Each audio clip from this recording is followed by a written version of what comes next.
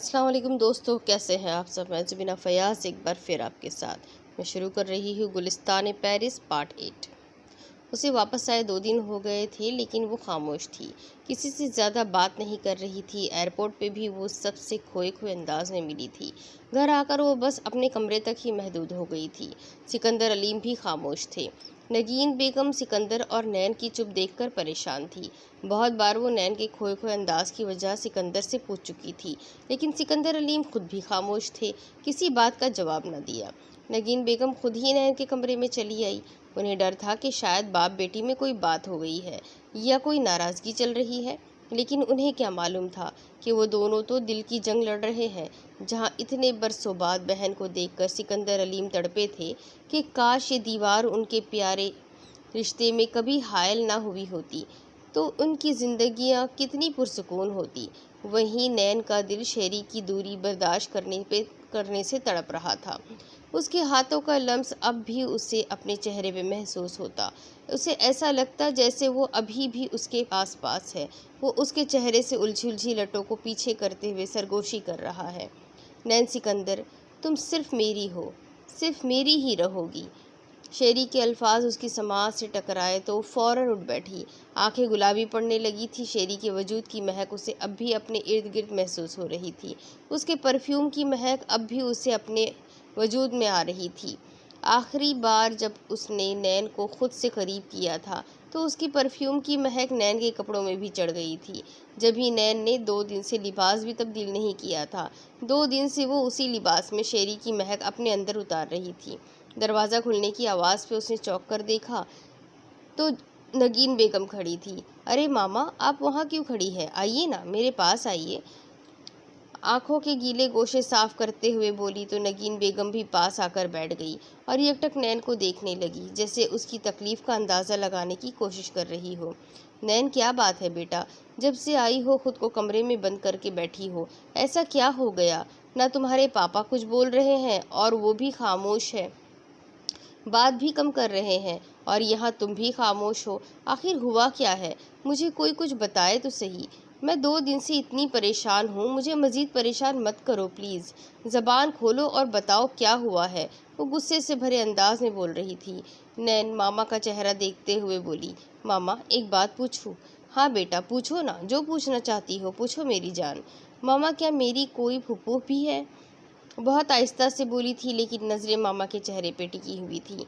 नैन के सवाल पे नगीन बेगम के चेहरे से एक रंग आकर गुजर गया। चेहरे के सख्त तासुरात एकदम नरम पड़ गए। फिर बोली, नैन क्या बात है बेटा? तुम्हें ये ख्याल कैसे आ गया और कहाँ से आ गया? क्या तुम्हारे पापा ने कुछ कहा है तुमसे? मामा मेरे सवाल का जवाब दे, क्या मेरी कोई फुफूद है? नैन मामा की बात को नज़रअंदाज करते हुए अपने सवाल पे जोर देते हुए बोली।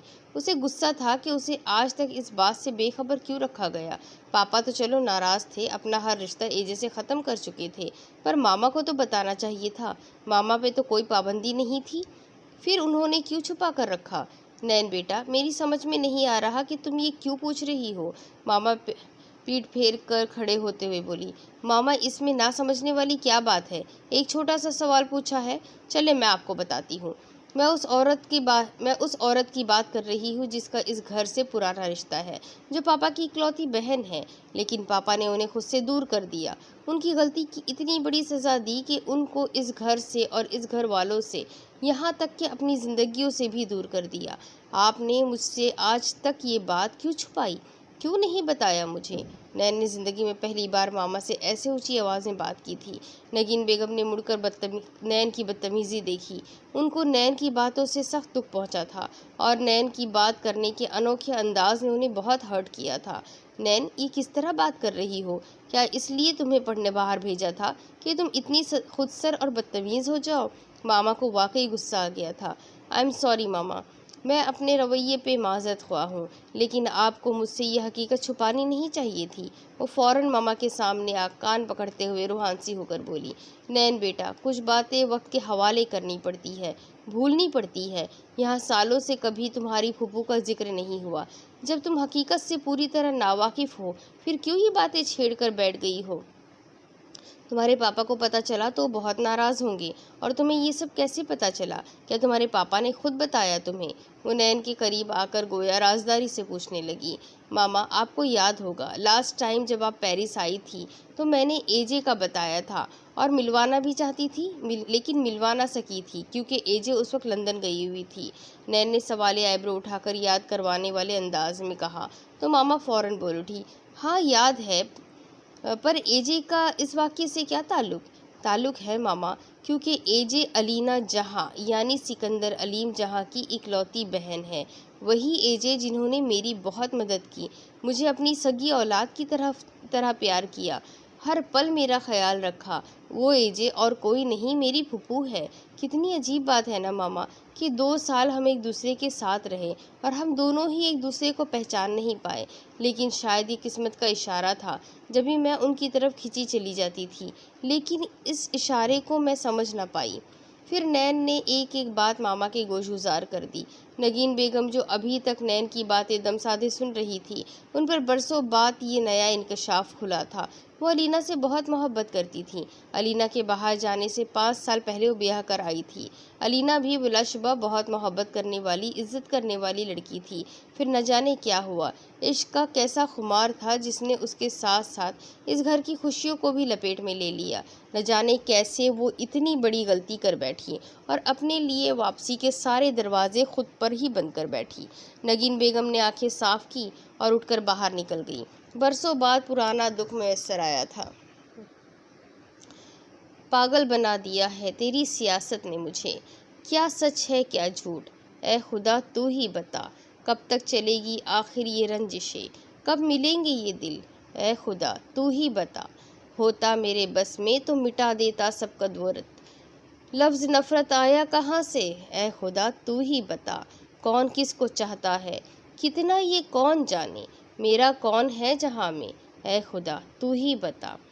हूँ मैं ही क्यों बुरा दुनिया की नज़र में, हकीकत है मेरी क्या, ए खुदा तू ही बता। जाने कब इंतहा हो जाए मेरे सब्र की, कितना बर्दाश्त करूं, ए खुदा तू ही बता। दिल कातिब नहीं मानता समी से शिकवा करे कोई, तुझसे नहीं तो किससे करूं, ए खुदा तू ही बता। वो बड़े इन्हिमाक से अपनी डायरी पे खूब सिरसितरे लिख रहा था। चेहरा उदास था। 2 दिन से वो भी खुद को नज़रबंद किए हुए था। ना कुछ खा रहा था और ना किसी से बात कर रहा था। पेरिस की खुशगवार शामें एकदम से उदासी का लिबासा ओढ़े चल रही थी। पेरिस की हवाओं में आज भी हफ्ते भर पहले का दुख जो झपके से शेरी की ज़िंदगी से गुजरा था, इन हवाओं में वो आज भी कहीं शामिल था। एजे हर बार दरवाज़ा नॉक करती और फिर खाली हाथ वापस लौट जाती। इस नए इंकशाफ से इन दोनों के रिश्ते में एक बार फिर से दीवार खड़ी हो गई थी। शेरी एक बार फिर से माँ से दूर अलग थलग रहने लगा था। नैन की कही हुई बातें शायद वो फरामोश कर बैठा था, वरना एजे के साथ ऐसा रवैया कभी न रखता। पूरा दुख और आधा चांद, हिजरी की शब और ऐसा चांद, दिन में वहशत बहल गई, रात हुई और निकला चांद, किस मुतक्किल से गुजरा चांद, इतना सहमा चांद, यादों की आबाद गली में घूम रहा है तन्हा चांद, मेरी करवट पर जाग उठे नींद का कितना कच्चा चांद, मेरे मुंह को किस हैरत से देख रहा है भोला चांद, इतने घने बादल के पीछे कितना तन्हा होगा चांद, आंसू रोके नूर नहाए दिल दरिया तन सहरा चांद, इतने रोशन चेहरे पर भी सूरज का है साया चांद, जब पानी में चेहरा देखा तूने किसको सोचा चांद, बरगद की एक शाख हटाकर जाने किसको झांका चांद, बादल के रेशम झूले में भोर समय तक सोया चांद, रात के शाने पर सर रख के देख रहा है सपना चांद, सूखे पत्तों की झुरमट पर शबनम थी या नन्हा चांद, हाथ हिलाकर रुखसत होगा उसकी सूरत हिज्र का चांद, सहरा सहरा भटक रहा है अपने इश्क में सच्चा चांद, रात के शायद 1 बजे है सोता होगा मेरा चांद। वो उठकर खिड़की के पास चला आया और दोनों हाथों से खिड़की के दोनों पट खोल दिए। हवा का तेज़ झोंका उसके चेहरे से टकराया तो उसने नज़रें उठाकर चांद को देखा और फिर डायरी खोलकर एक खूबसूरत गज़ल उदास गज़ल उदास चाँद के नाम कर दी। अभी वो कुछ और भी लिखना चाहता था। आज उसे चाँद अपना हमजोली लगा था, तो वो भी दिल खोल कर चाँद की तारीफ में 4 चाँद लगाकर अपने दुख को हल्का करना चाहता था। जभी एक बार फिर से एजे की आवाज़ उभरी। शेरी ने उकताहट से दरवाजे की तरफ देखा और फिर डायरी एक तरफ रखकर दरवाजे तक गया और फिर कुछ सोचते हुए दरवाज़ा खोल दिया। एजे उसके ऐन सामने खड़ी उसे बगौर देखने के बाद बोली, हम कल शाम की फ़्लाइट से पाकिस्तान जा रहे हैं, तैयारी कर लो। कहकर वो पलटने लगी, जभी शेरी ने उनको रोक लिया। मॉम, आप सच कह रही है? पाकिस्तान जा रहे हैं? और आप मामू से मेरे और नैन के रिश्ते की बात करेगी ना? बोले ना मॉम, आप करेंगी ना? वो बेयकीनी से उन्हें देखते हुए बोला। शेरी बेटा, मैं वादा तो नहीं करती कि तुम्हारे मामू को मना पाऊंगी या नहीं, लेकिन इस बार बात मेरे बेटे की ज़िंदगी की है। मुझे जो करना पड़ा मैं वो करूँगी। भाई को मनाऊंगी। तुम अपनी तैयारी मुकम्मल रखो, कल शाम 6 बजे की फ़्लाइट है। कहकर वो पलट गई और शेरी के चेहरे पे एक बार फिर से खुशी के रंग बिखर गए। नैन सिकंदर, तैयार हो जाओ, तुम्हारा शहरयार आ रहा है। अब ये फासले ख़त्म हो के रहेंगी। So be ready, I am coming. वो जोश में आकर बोला था और फिर फौरन अपनी वार्डरोब खोलकर कपड़े निकालने लगा। गए मौसम में जो खिलते थे गुलाबों की तरह, दिल पे उतरेंगे वही ख्वाब अजाबों की तरह। राख के ढेर पे अब रात बसर करनी है, जल चुके हैं मेरे खैमे मेरे ख्वाबों की तरह। सात दीद के आरिज है गुलाबी अब तक, ओले लम्हों के गुलनार हिजाबों की तरह। वो समंदर है तो फिर रूह को शादाब करें, तिश्नगी क्यों मुझे देता है शराबों की तरह। गैर मुमकिन है तेरे घर के गुलाबों का शुमार, मेरे रहते हुए ज़ख्मों के हिसाबों की तरह। याद तो होंगी वो बातें तुझे अब भी, लेकिन शेल्फ में रखी हुई बंद किताबों की तरह। कौन जाने के नए साल में तू किसको पढ़े, तेरा म्यार बदलता है निसाबों की तरह। शौक हो जाती है अब भी तेरी आँखों की चमक, गाहे गाहे तेरे दिलचस्प जवाबों की तरह। हिजर की शब मेरी तन्हाई पे दस्तक देगी, तेरी खुशबू मेरे खोए हुए ख्वाबों की तरह। परवीन शाकिर की खूबसूरत गज़ल चल रही थी और नैन सिकंदर आईने के सामने खड़ी बालों में ब्रश कर रही थी, लेकिन अंदाज खोए खोए से थे। वो गज़ल में बोले गए अल्फाजों का मवाजना अपने दुख के साथ कर रही थी। आज बड़े दिनों बाद वो पुरानी सारी बातों को भुलाकर मलगज्जे कपड़े बदल कर फ्रेश होकर तैयार हुई थी। जब उसे पहले से पता था कि ये सब होने वाला है, फिर ये रोक कैसा? और वो क्यों ख्वामख्वाह घर वालों को परेशान करती? इसलिए अपनी तकलीफ़ को छुपाते हुए नॉर्मली बिहेव कर रही थी। फ्रेश होकर वो नीचे चली आई। मामा किचन में थी और किचन से इश्तिहा अंगेज़ खुशबू बाहर लाउंज तक फैली हुई थी। तभी नैन किचन में झाँकते हुए बोली, मामा, बड़ी खुशबू फैला रखी है, क्या बना रही है? और इतना सारा खाना किस लिए? क्या कोई मेहमान आ रहा है? हाँ बेटा, तुम्हारे मामू और मुमानी आ रहे हैं, सब बच्चों के साथ। वो हांडी में चम्मच चलाते हुए मसरूफ़ से अंदाज में बोली। ओए अच्छा, मुझे बता देती, मैं भी कुछ मदद करवा देती। वो होठों को दांतों तले सुकेड़ते हुए बोली। अरे नहीं, कोई बात नहीं, तुम्हें ये सब कहाँ आता है? अभी मदद करवाने की जगह काम बिगाड़ना ही था तुमने। वैसे भी अब तो सब रेडी है। वो नैन को प्यार से देखते हुए बोली, तो नैन भी फ़ौरन चहक कर बोली, मामा, अब ऐसी भी कोई बात नहीं। मैं 2 साल दयारे गैर में गुजार कर आई हूँ और इन 2 सालों में आपकी बेटी ने बहुत कुछ सीख लिया है। और वैसे भी एजे आपकी तरह बहुत अच्छा खाना बनाती है, उनसे सब सीख कर आई हूँ। उस दिन के बाद से वो दोनों आज बराह रास्त गुफ्तगू कर रही थी और नैन ने एक बार फिर एजे का जिक्र छेड़कर मामा को चौंका दिया था। अच्छा, और क्या क्या सिखाया है तुम्हारी एजे ने? वो मुस्कुराकर बोली। बहुत कुछ मामा, आपको याद है आप मुझे कितना कहती थी कि खाना बनाना सीख लो, ये कर लो, वो कर लो, लेकिन मैंने कभी आपकी बात मानी ही नहीं। लेकिन बाहर जाकर जब कुछ बनाना नहीं आया और काफ़ी परेशानी उठानी पड़ी, फिर ख्याल आया कि आप ठीक कहती थी और फिर एजे ने मेरी हेल्प की। जब मैं उनके पास जाती वो कुछ ना कुछ सिखाने खड़ी हो जाती और आज मैं अगर अच्छा खाना बनाना सीखी हूँ तो सिर्फ एजे की वजह से। नैन प्यार से मामा के गिर्द बाहें हायल करते हुए बोल रही थी। अच्छा चलो, आज तो तुम्हारी छुट्टी हुई, लेकिन रेडी हो जाओ, अब तुम्हारे हाथ का खाना हम सब ज़रूर खाएंगे, वो भी बेटी के सर पे प्यार देते हुए बोली। गाड़ी का हॉर्न बजा तो नैन फौरन बाहर भागकर आई। बालों को पीछे की तरफ करते राहदारी से होते हुए वो हॉर्न की आवाज़ सुनकर बाहर आ गई, लेकिन बाहर गैराज में आते ही उसके कदम जम गए। वो ठिठक कर रह गई। वो फटी फटी हैरान से सामने देखने लगी, जहाँ एजे, शेरी और लिंडा के साथ गाड़ी से उतर रही थी। नैन, ओ नैन, तुम नहीं जानती तुम्हें कितना मिस किया मैंने। देख लो, तुम्हारी याद इतनी आई कि मैं एजे के साथ चली आई। मुझे कल रात को ही एजे ने खबर की, और फिर जिस तरह अफरा तफरी में ये सब काम हुआ बताना मुश्किल है। लिंडा नैन को गले लगाते हुए खुशी से बोल रही थी, पर नैन की नज़रें शेरी पर अटकी हुई थी, जिसे देखने के लिए वो बेकरार थी। वो आज उसके रूबरू था। अनजाना सा ख्वाब हकीकत बनकर आया था। नैन की आंखें पानी से भर गई, तो उसने भी लिंडा को गले लगाकर आंसुओं का झरना अंदर ही उतार लिया। फिर वो आगे बढ़कर एजे से मिली। नज़रें शेरी से हट ही नहीं रही थी, और वो तो नैन को दीवानावार देख रहा था, जैसे सदियों की प्यास बुझा रहा हो, जैसे इस पल को ही अपनी आंखों में कैद कर लेना चाहता हो। नैन बेटा, कौन आया है? नगीन बेगम खुद ही बाहर आकर पूछने लगी। अलीना को देखकर वो भी ठिठक कर रह गई। 25 बरस बाद वो अलीना को देख रही थी। जब वो यहाँ से गई थी तो कितनी दुबली पतली सी थी, और अब की अलीना भारी भरकम जसामत वाली पुरानी अलीना से बहुत मुख्तलिफ थी। भाभी, नगीन बेगम को हैरान देखकर एजे फौरन आगे बढ़ गई और नगीन से लिपट कर रोने लगी। वो नगीन बेगम का भी सकता टूट गया। बरसों बाद एक ही घर के दो मकीन मिले थे, तो आंसुओं का छुपके से चले आना तो बनता ही था। आंसुओं का तो इंसानी रूह से वैसे भी बहुत गहरा रिश्ता है। ये कभी भी चले आते हैं, खुशी का मौका हो तब भी, और दुख का मौका हो तब भी। शेरी ने आहिस्ता से नैन का हाथ पकड़ा तो नैन ने फौरन उसकी आंखों में देखा।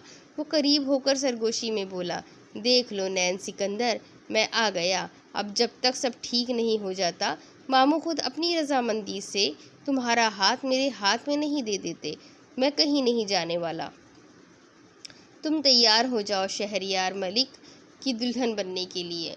वो शरारत से बोला तो नैन के चेहरे पे हया के रंग बिखर गए, और फिर हाथ छुड़वाकर वो भी शरारत से बोली, वेट करो शहरयार मलिक, फैसला तुम नहीं पापा करेंगे, पहले उनसे तो निपट लो। अलीना, तुम कहाँ चली गई थी? माना तुम्हारे भाई तुमसे नाराज़ थे, पर इतनी भी क्या नाराज़गी कि तुम ऐसी गई कि फिर लौटकर कभी नहीं आई। एक बार कोशिश तो करती। तुम्हें पता है तुम्हारे भाई तुमसे बहुत मोहब्बत करते हैं, वो तुम्हें थोड़ी डांट पिलाकर माफ़ कर देते। कम से कम रिश्तों में इतने बरसों की दूरी तो ना आती। नगीन बेगम अलीना को खुद से अलग करते हुए डपट कर बोल रही थी, और फिर शहरयार पे नज़र पड़ते ही बोली, ये कौन है? भाभी, ये मेरा बेटा है शहरयार। एजे आंसू साफ करते हुए मुस्कुरा कर बोली, क्या तुम्हारा बेटा? सच में? ये इतना प्यारा सा लड़का तुम्हारा बेटा है? नगीन बेगम मोहब्बत से आगे बढ़ी और शेरी के सर पर प्यार देते हुए बोली, और इससे पहले कि वो इन सबको अंदर लेकर आगे बढ़ती, सिकंदर अलीम की करखत आवाज़ सुनकर वो सब भौंचक्का रह गए। रुक जाइए नगीन बेगम, खबरदार, जो एक कदम भी आगे बढ़ाया तो इसे कहो चली जाए यहाँ से। यहाँ इसका कोई नहीं रहता। जैसे बाबा मर गए वैसे ही ये भी समझ ले कि उसका भाई भी मर गया। भाई के अल्फाजों पे जहाँ अलीना तलमिला उठी, वहीं नगीन बेगम भी बोल पड़ी, सिकंदर बस कर दे, क्या हो गया है आपको? अलीना से जो गलती हो गई है, अब इस पुरानी बात को दोबारा उठाने का क्या फ़ायदा? ऐसे बाबा लौट आएंगे क्या? प्लीज़ सिकंदर, खुदारा बस कर दे। अलीना को उसकी गलती की सज़ा मिल चुकी है, अब वो मज़ीद सज़ा की हकदार नहीं है। आप उसे मज़ीद सज़ा देकर गलत कर रहे हैं। इतने में तो खुदा भी माफ़ कर देता है। फिर आपका दिल इतना सख्त, इतना कठोर कैसे हो गया कि आप अपने खून को ही माफ़ नहीं कर पा रहे? गौर से देखिए इसका चेहरा, कहीं कोई खुशी या अच्छी ज़िंदगी गुजारने का कोई तासुर नज़र आ रहा है आपको?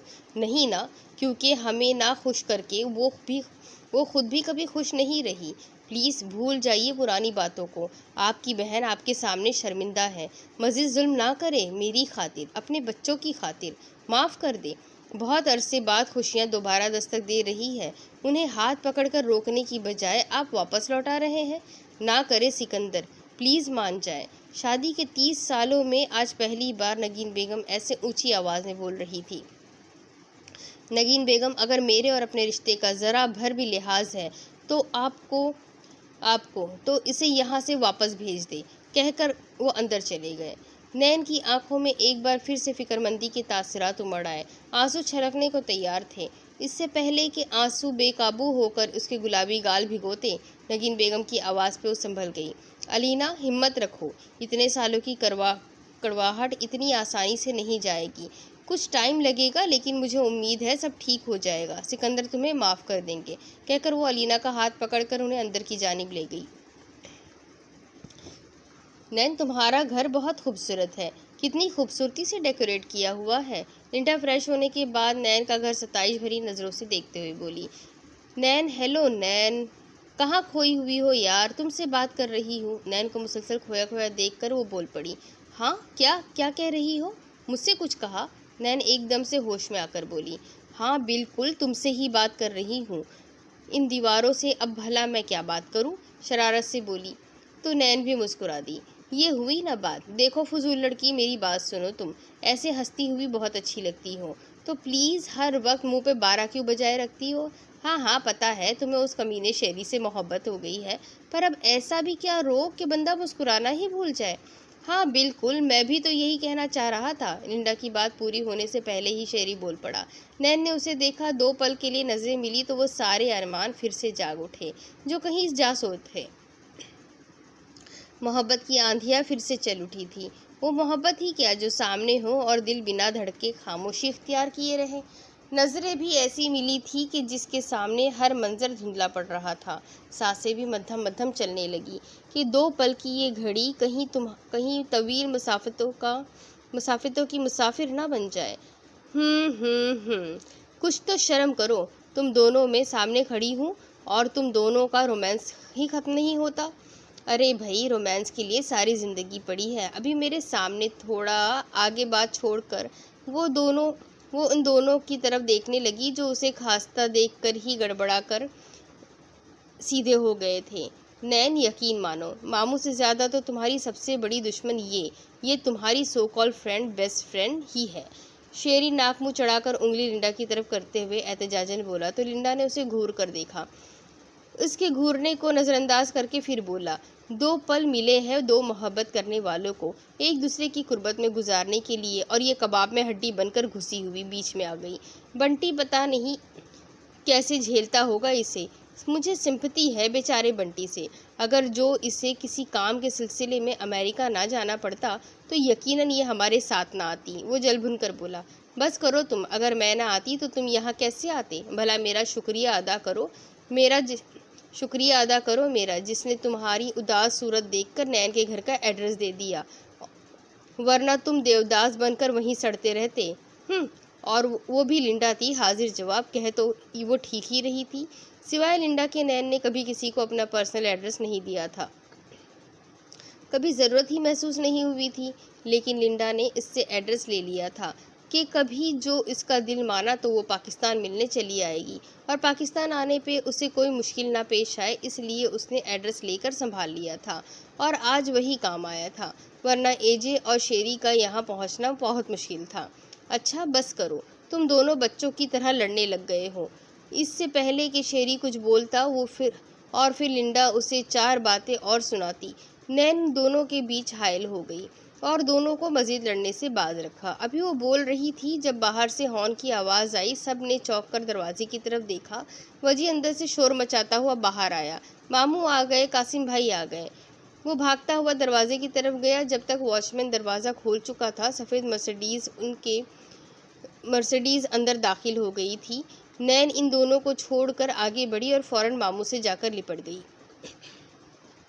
अरे नैन, मामू की जान, कितना सताया तुमने। 2 साल की दूरी बर्दाश्त करना कितना मुश्किल था। नैन मामू सत्तार नैन को सीने से लगाए बोल रहे थे। जब ही छोटा बेटा कासिम, जो इन्हमाक से नैन को देख रहा था, बोला, पापा बस करे, बाकी बाद में मिल लीजिएगा। पीछे देखिए, मोहतरमा को मिलने के लिए लाइन लगी हुई है। कासिम की बात पे सब लोग हंसने लगे।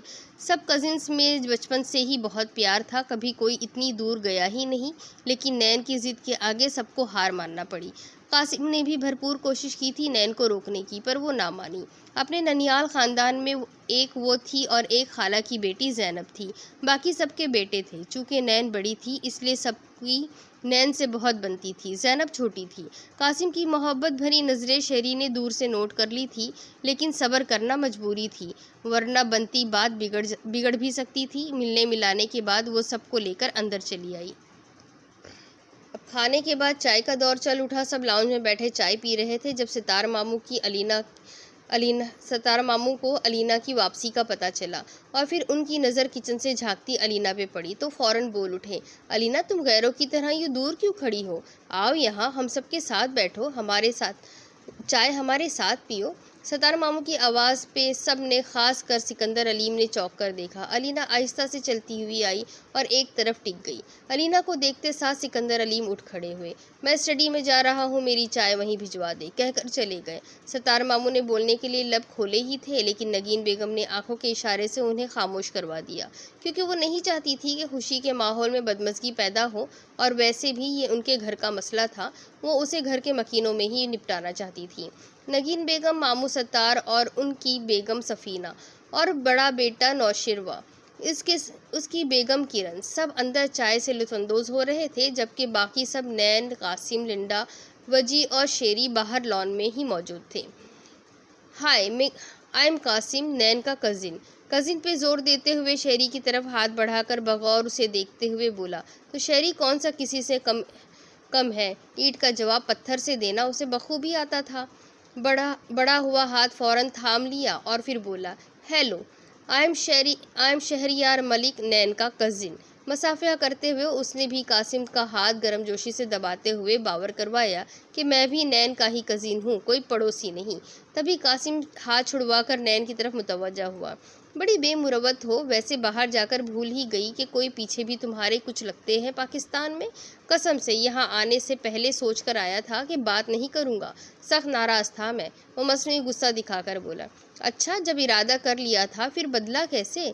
क्यों बात कर रहे हो? वो फ़ौरन बोली, बस क्या करूँ, तुम्हारी मासूम सी शक्ल देखकर रहम सा आ गया, तो सोचा जाने दो, क्या याद करेगी कि किसी सखी बंदे से पाला पड़ा है। कासिम की बात पे जहाँ नैन खिलखिलाकर हंस रही थी, वहीं शेरी ने गुस्से से पहलू बदला था, और शेरी की ये जलन नैन ने बखूबी नोट की थी, जभी जानबूझकर वो उसे जला रही थी। वैसे शेरी ने उसे जलाने की कौन सी कमी रखी थी? कभी पायल, कभी माया, तो कभी कोई और। अब शेरी की बारी थी। गोया के नैन ऐसी कभी नहीं थी, लेकिन शेरी की हालत देखकर वो अंदर ही अंदर खूब महफूज हो रही थी, जैसे उसकी हालत देखकर एंजॉय कर रही हो। कासिम, तुम्हें याद है लास्ट टाइम मुझे एक शॉप पर एक फेरीटेल हाउस बहुत पसंद आ गया था, लेकिन मैंने देर कर दी और वो सेल हो गया, और फिर तुमने कैसे मिन्नतें करके ख़रीदार से वो फेरीटेल हाउस मेरे लिए लिया था, ज़्यादा रकम अदा करके। बालों को एक अदा से झटकते हुए बोली, हाँ, बिल्कुल याद है, वो कैसे भूल सकता हूँ मैं। और पता है ना, कितनी बातें सुनाई थी उस मोटी आंटी ने मुझे। उसकी बेटी की शादी थी और वो उसे गिफ्ट देना चाहती थी, लेकिन मेरे इसरार पे घंटे के बहस के बाद वो मान ही गई। मेरी नज़र में उस फेरीटेल की कोई वैल्यू नहीं थी, लेकिन तुम्हारा उतरा हुआ चेहरा कहाँ देख सकता हूँ, तो बस करना पड़ा। ज़्यादा बोलने वाला कासिम बोलना शुरू हुआ तो चुप ही ना हुआ। चुप हुआ जब शेरी नैन का हाथ पकड़कर उसे खींचता हुआ वहाँ से ले गया, और कासिम देखता रह गया। शेरी, छोड़ो मेरा हाथ, क्या कर रहे हो? श्श। उसके मुंह पे उंगली रखकर उसे बोलने से रोका। ये सब क्या हो रहा है? मैं सामने खड़ा हूँ और वो मेरे सामने आशिकी झाड़ रहा है। तुम्हें पता है ना, तुम्हारा किसी और से यूँ बात करना मुझे डरा देता है कि कोई तुम्हें मुझसे छीन न ले। नैन की कमर में बाजू हायल करके वो उसे अपने करीब करते हुए बोला। शेरी की आंखों में अपने लिए इतनी मोहब्बत देखकर नैन की आंखें रोशन हो गई। उसने फिर से बोलने के लिए लब खोले, लेकिन शेरी ने फिर रोक दिया। श्श, मेरी बात ख़त्म नहीं हुई। नैन, मोहब्बत करती हो ना मुझसे? न जाने कैसी बेएतबारी थी वो, जो हर पल एक ही बात पूछता था। मैं तुमसे मोहब्बत करती हूँ शेरी, बहुत मोहब्बत। तुम्हारे अलावा अब किसी और के बारे में सोचने का ख्याल तक मुझे खौफज़दा कर देता है, लेकिन मैं मजबूर हूँ। ये बात मैं मामा पापा से नहीं कह सकती। तुम जानते हो ना, पापा ने अब तक एजे को माफ़ नहीं किया। फिर अगर जो उन्हें हमारे बारे में पता चला तो वो और भी सख्त दिल हो जाएंगे, और मैं ऐसा नहीं चाहती। उसकी आंखों में देखते हुए एतमाद से बोली तो शेरी के होठों पे इत्मीनान की लहर दौड़ गई। फिर वो झुका और अपने होठ नैन की पेशानी पे रखते हुए प्यार की पहली मोहर सबत कर दी। नैन के चेहरे पे हया के सैकड़ों रंग बिखर गए। फिर वो वहाँ रुकी नहीं, हाथ छुड़वा कर अंदर को लपकी, जहाँ उन दोनों की किस्मत का फैसला हो चुका था। सत्तार मामू आज एक ख़ास मकसद के तहत आए थे। जब उन्हें पता चला कि इनके छोटे साहबजादे नैन को पसंद करते हैं, तो उन्होंने नैन के लौटने तक का वेट किया, और आज वो साफ साफ अपनी बहन से अपनी छुई मुई सी नैन को हमेशा हमेशा के लिए मांगने आए थे। नगीन बेगम नैन की कैफियत से बेनियाज भाई को हाँ कर बैठी। इकलौती बेटी के लिए भाई के घर जैसी अच्छी छत उन्हें और कहाँ मिलनी थी। जभी सिकंदर अलीम और नगीन बेगम ने फौरन हाँ कर दी, लेकिन ये बात अभी तक किसी को नहीं बताई गई थी। मंगनी की बाकायदा रस्म अदा करने के लिए मामू सत्तार दिन और टाइम तय कर चुके थे। नैन और शेरी दोनों इस बात से बेखबर मुतमईन थे कि जल्द या बदेर वो दोनों एक हो ही जाएंगे, लेकिन उन्हें क्या मालूम था कि बाज़ औकात किस्मत बड़े जालिम फैसले कर देती है। अब इसके आगे की स्टोरी मैं आपको अगली किस्त में सुनाऊंगी कि अब क्या होगा नैन का। क्या उसकी मंगनी उसके मामू के बेटे के साथ हो जाएगी, क्या शादी भी, और क्या होगा फिर शेरी का। क्या शेरी ये सब कुछ बर्दाश्त कर पाएगा? क्या शेरी के मामू कभी शेरी और उसकी माँ को अपनाएंगी, उनकी गलती को माफ़ करेंगे, सारे गिले शिकवे भुला पाएंगे? ये सब कुछ जानने के लिए मेरे साथ बने रहे। अगली किस्त में फिर मिलेंगे। अल्लाह हाफिज़।